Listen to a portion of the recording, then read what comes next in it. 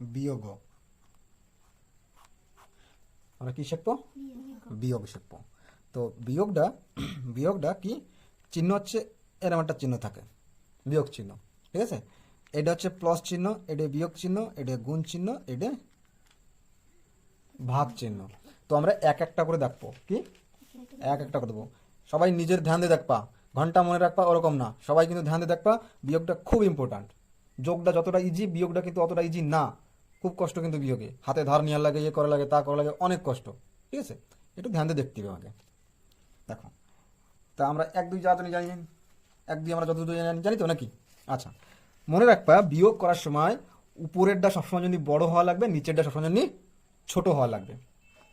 মনে করো উপরে রয়েছে 6, হ্যাঁ, তলে রয়েছে 2, এই জায়গায় বিয়োগ চিহ্ন, এবার বিয়োগ করতে হবে। তো যদি তোমরা ফার্স্টে শিখতেছো, এরকম ফিলে করতে পারো। উপরে কত রয়েছে? 6টা দাগ দিন, আবার 1 2 3 4 5 6। তলে কত রয়েছে?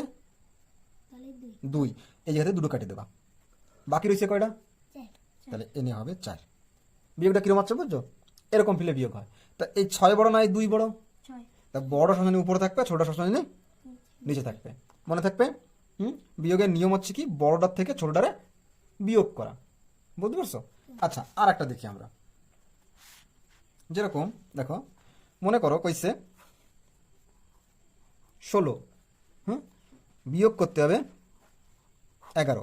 এ তো এনে একটা করেছিল, কিন্তু এনে আমি কটা করে নিছি? দুটো করে, বা 2 অঙ্ক বেলাতে একটা নিছি। তো বিয়োগ করতে হবে। এবার দেখো, এবার উপরে 6 রয়েছে, তলে 1 রয়েছে, ঠিক সেরকম 1 2 3 4 5 6, উপরেরটা রয়েছে লিখছি, আর নিচে কয়টা? একটা কাটি দিছি, রয়েছে কয়টা?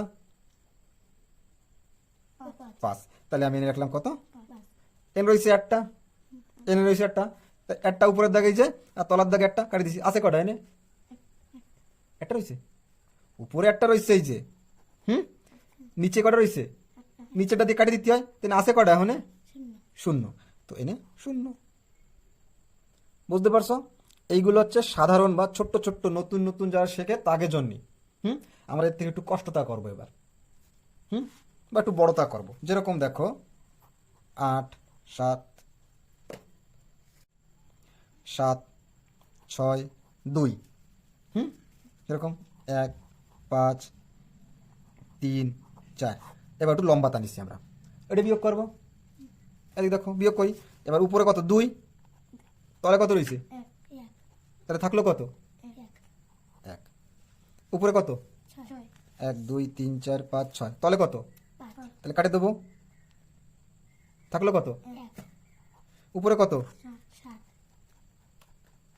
তলে কত? 3, 3 কাটে দেবো, 1 2 3, থাকলো কত?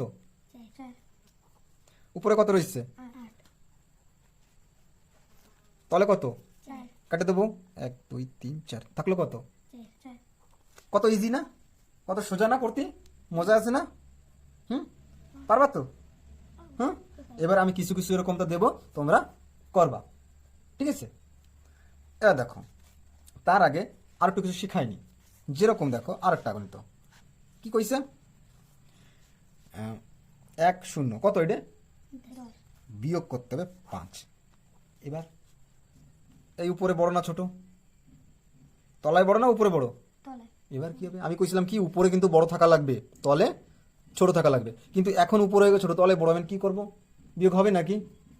হবে। কিরকম হবে? এইখান থেকে ধার নেব, তাহলে এনে 0 রয়েছে, এইখান থেকে 1 আনলে কত হয়ে গেছে? 10। এবার 10-এর দিয়ে 5 কাটতে পারবো আমরা, 1 2 3 4 5 6 7 8 9 10, কাটতে হবে কয়টা? 1 2 3 4 5, থাকলো কত? বুঝছো কিরম হয়েছে? আর একটা দেখো,